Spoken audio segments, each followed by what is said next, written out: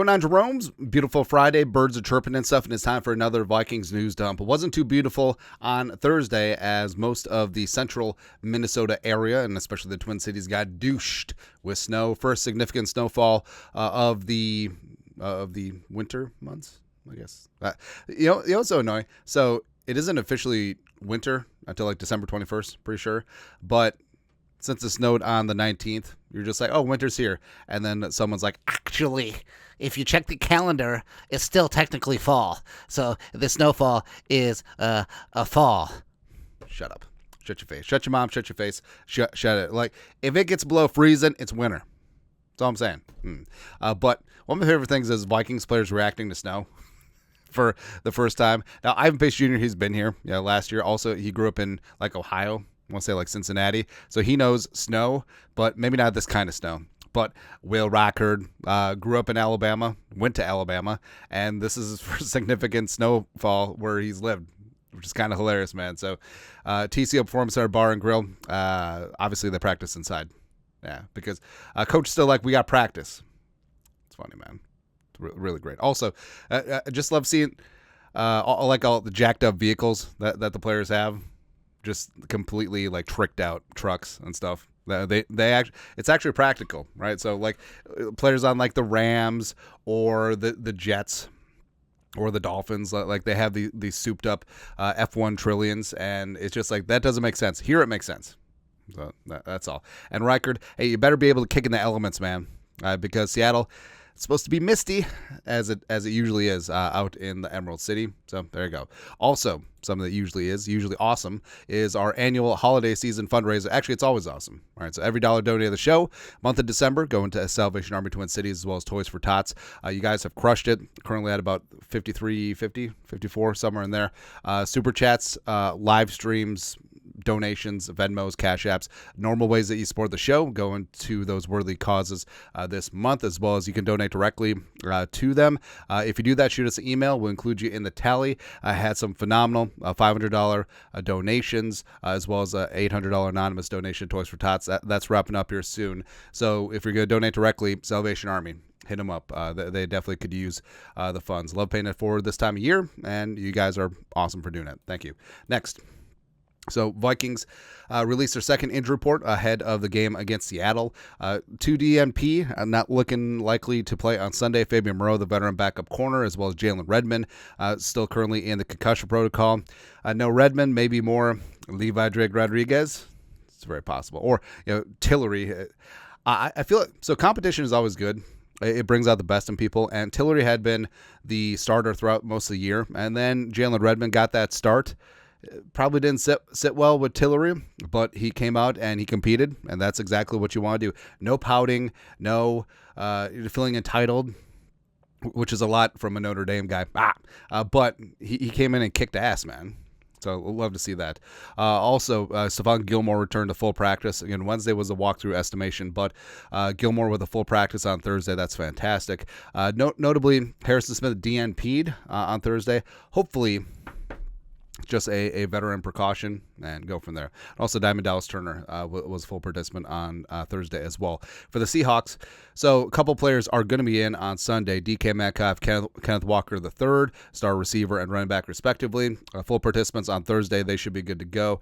Geno Smith practiced in full 2 days in a row. He will also be out there as well.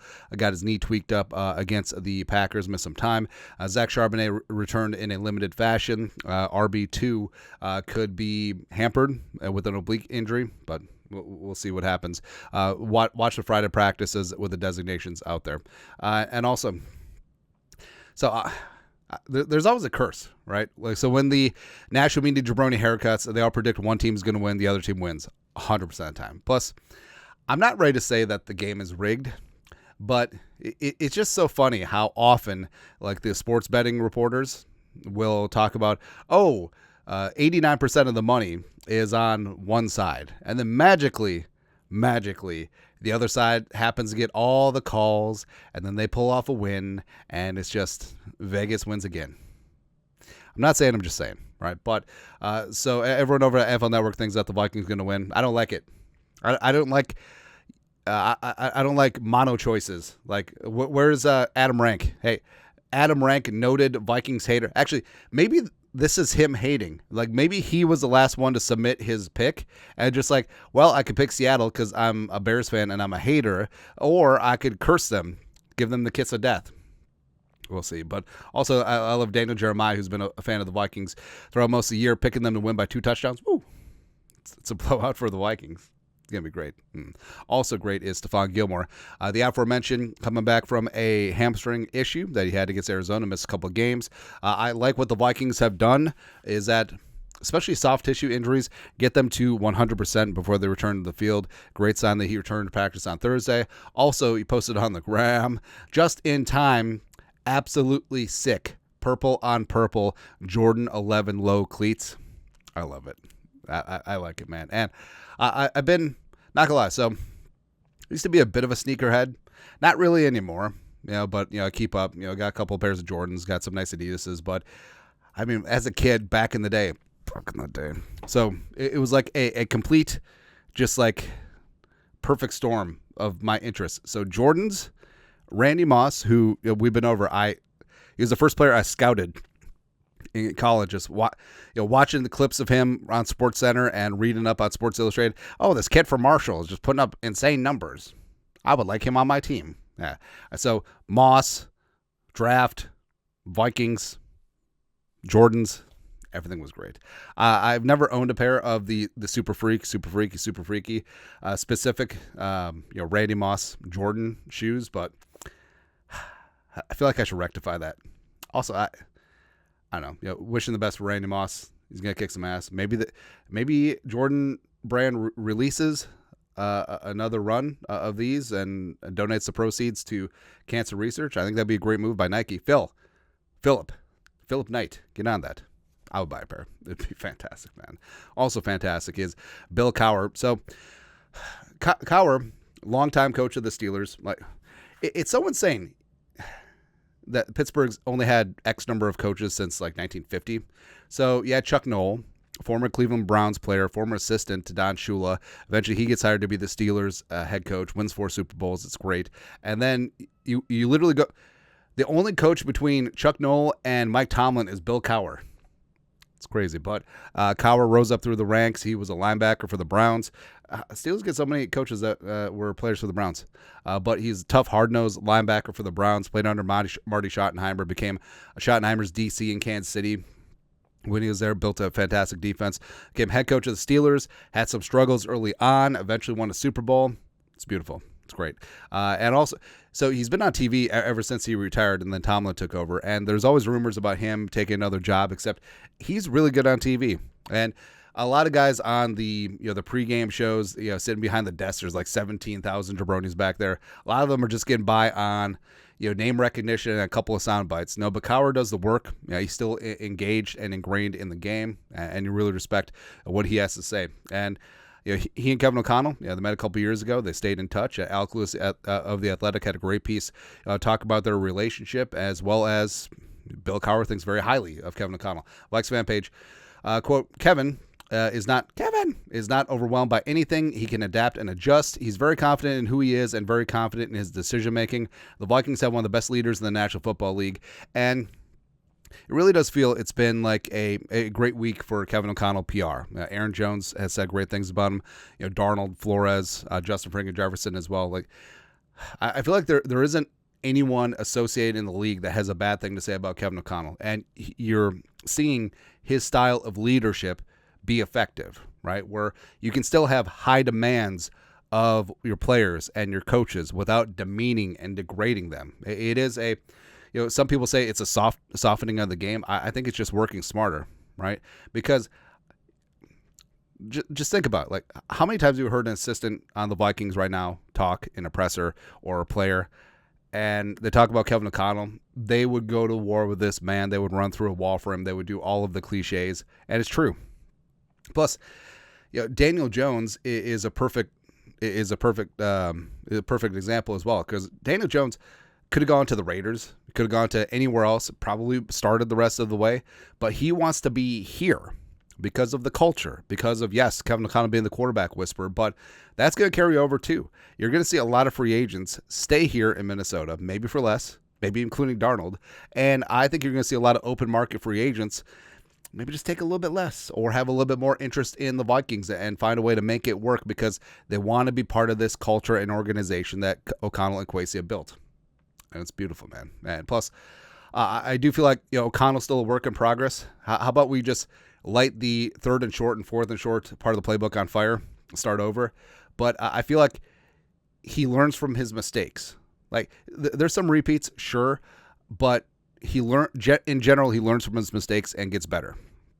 And there's not a lot of coaches that you can say that about. And so that's why Kevin O'Connell's fantastic. Also, Kevin O'Connell's on Good Morning America for whatever reason, talking about his story. I was drafted by Belichick. I feel like a lot of things that O'Connell has learned over the years, whether it's from Bill Belichick, Tom Brady, Rex Ryan, he's learned a lot of things to do and a lot of things not to do. It's kind of great. But we're not going to talk about his Good Morning America interview because this is a Today Show household, man. Next, Byron, speaking of free agents, Murph, who signed a 2-year deal coming over from Arizona, the pride of Washington. He's returning to Seattle this week. Expect a big-time game from 7. But he's going to be a free agent this offseason. Would love to have him back. Vikes fan page. According to Darren Doogie Wolfson, he absolutely can see him, Byron Murphy, back after the season. He mentioned on Score North, Murphy told his agent prior to the season that he would like to get an extension done before week 1. Didn't ultimately happen. Murphy is set to be an unrestricted free agent this season. Currently has the 3rd most interceptions in the NFL, most for a cornerback with 6. So I would love to have Murph back. Murph is probably going to get some Pro Bowl love, maybe get some All-Pro votes as well, rightfully so, and he's done fantastic in year 2 with the Flores defense. So we'd love to have him back. And we made our prediction, like cornerback room next year, top 3 guys are going to be Murph, Nudie McLaughlin, and Mekhi Blackman, and maybe a free agent TBD. DJ Reed? Why not? But I would love to have Murph back. Something I also would like to have in the mix, Teevin Jenkins. So I don't know what it is about the Bears. Like the Bears are garbage, thank you, but they also want to get rid of one of their better players. So Teevin Jenkins, yeah, he's dealt with injuries, sure, but PFF Bears, Teevin Jenkins among left guards this season, 77.6 PFF grade 5th amongst left guards, not all guards, left guards. 75.4 pass blocking grade 6, 76.3 run blocking grade 6. Plus, dude is nasty. Dude definitely has an edge and a chip to him, which I love. And him coming out of Oklahoma State, you wondered, would he be able to reduce inside from tackle? He's definitely shown that. And he brings size, anchor, attitude, much needed to this offensive line. I would love Jenkins. I would love Ryan Kelly at center from the Colts. A little bit longer tooth, but still can do the damn thing. I would love Trey Smith from the Chiefs. The Vikings do have the cash to go out and do that. And yeah, the draft is going to be the draft. Who knows how many picks the Vikings are going to end up with, especially if Sam Darnold is indeed tagged and traded. But just imagine like Teevin Jenkins, Trey Smith as your left and right guards respectively next year. Blake Brandel competing in there. Maybe bring back Reisner. Don't know. But I would love that overhaul of the offensive line. And we'll go from there. Speaking of overhaul, so I was not expecting this week. So Alec Lewis, the Athletic, a couple days ago, put out what I learned today. Johnny Mundt makes a great ribeye. So O'Connell, Flores talking about it. Apparently Johnny Mundt was cooking some steaks. And update on the Johnny Mundt steak. It featured salt and pepper, was cooked on a gas grill. The steak was awarded best in class by Kevin O'Connell, Brian Flores, and others. Now, first off, I love the team has the camaraderie. They're having cookouts and stuff. It's great, but I know a lot of people have umbrage with he used propane and propane accessories, right? But initially it was like, okay, yeah, charcoal, yes, smoker, reverse sear, cast iron, get a nice crust on it, sure. But also, if you go to a high-end steakhouse, right? Like if you go to Peter Luger's or any like the high-end old school broiler type steakhouses, they use gas.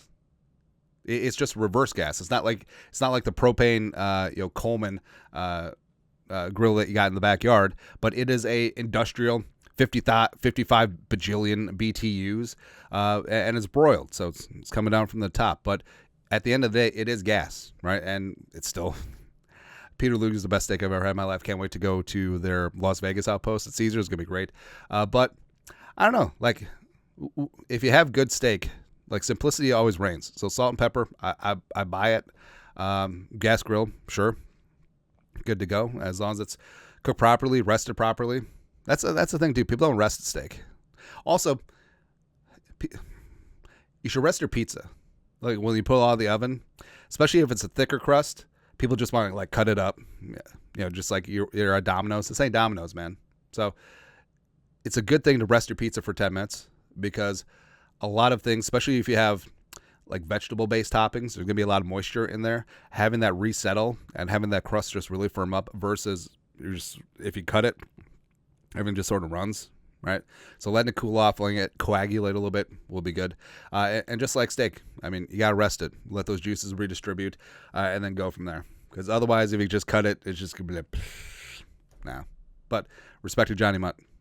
Also, ribeye is a great cut of beef because it is really hard to F up because of the high fat content. Like it's really hard to overcook it. It's really hard to make it dry. It's really hard to burn. Also, if you do end up burning a steak, you can actually just scrape off the burned parts. People don't tell you that. It's like a piece of toast. It's kind of funny. Also funny. So Andrew DePaula campaigning to make the Pro Bowl. The All-Pro long snapper is getting out there. He's talked about how he's a great bowl cutter. I don't know who the kid is. I hope that it's just like a production assistant. I hope it's not someone who works in the building because then they'd have to walk around with this haircut. And I know the bowl cuts are more synonymous with like Asian culture.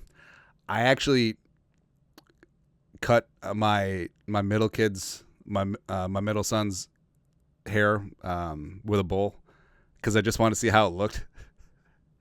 He looked like the most stereotypical Asian kid ever. It was really great. Maybe they should bring that back.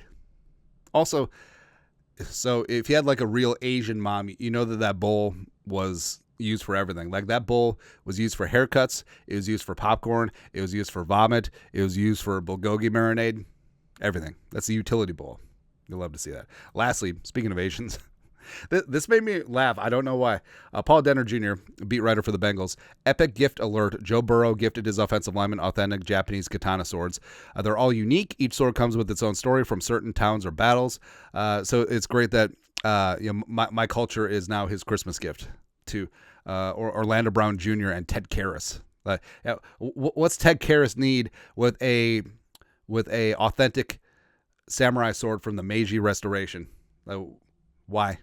He put them all in a room and had them pick theirs out. Joe does a great job of buying gifts that are extremely meaningful, left tackle Orlando Brown said. The fact that he bought me a sword, it's the most ancient form of respect. How would Orlando Brown Jr. know? I don't know. But it's so weird. Like, don't want to get into the weeds here, but I feel like most of the people who are obsessed with Japanese culture as well as obsessed with like anime look like Joe Burrow. just like goofy gringos. They're just like all in. Hey, Attack on Titan. Yes.